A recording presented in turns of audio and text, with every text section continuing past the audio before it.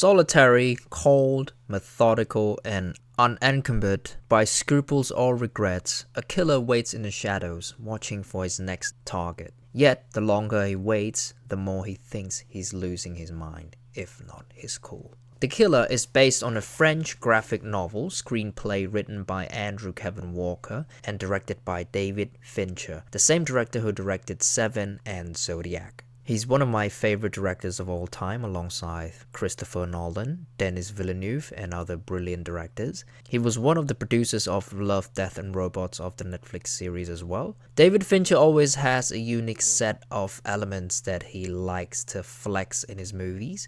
He never tells the audience what we just witnessed or what's about to happen. I think he utilized this concept of show not tell to the highest level. And also his movies are full of mysteries that would allow the audience to solve or to guess what would happen. Sometimes it already ended and we still can't figure out what just happened. This movie got a theatrical release, but also got released in Netflix just a couple days later. I'm not sure why, but because why would any company do that to hurt their own box office growth? I find it very odd. Michael Fassbender is the main character in this movie that has no name, or should I say a lot of names. So the movie is very simple. We just follow a journey of an assassin throughout his days, of how he deals with certain situations to kill people, how he uses fake passports, how he manipulates people around him, how he deals with consequences. This storyline is just so simple, but it somehow keeps me invested in it right until the end. The main character is oddly interesting. He rarely says any words.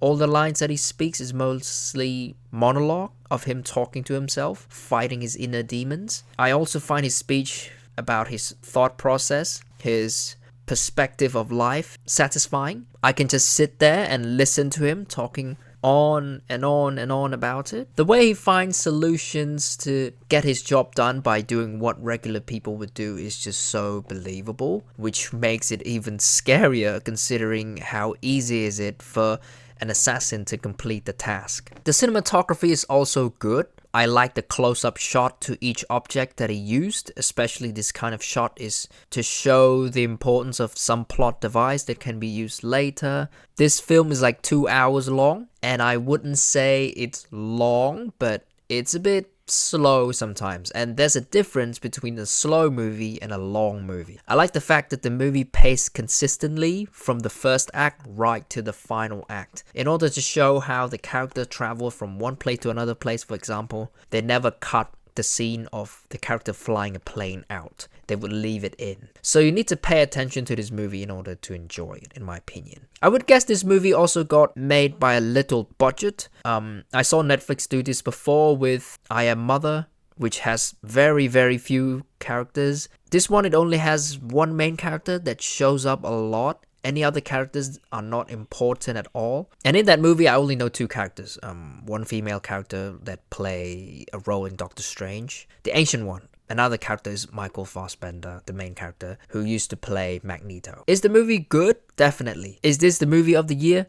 I don't think so. It still has a long way to go. It has to compete with Oppenheimer, Killers of the Flower Moon, which I didn't see yet. I wish I get a chance to see it soon. I'm going to go ahead and give this movie an 8 out of 10. It has a lot of potential. I think this movie only succeeds with David Fincher as director because he has a lot of experience with making movies about, I don't want to say that word, you know that word. Yeah, he's just so good, and I recommend you go see this movie as soon as you can. So that's it for this video. See you in the next one. Goodbye.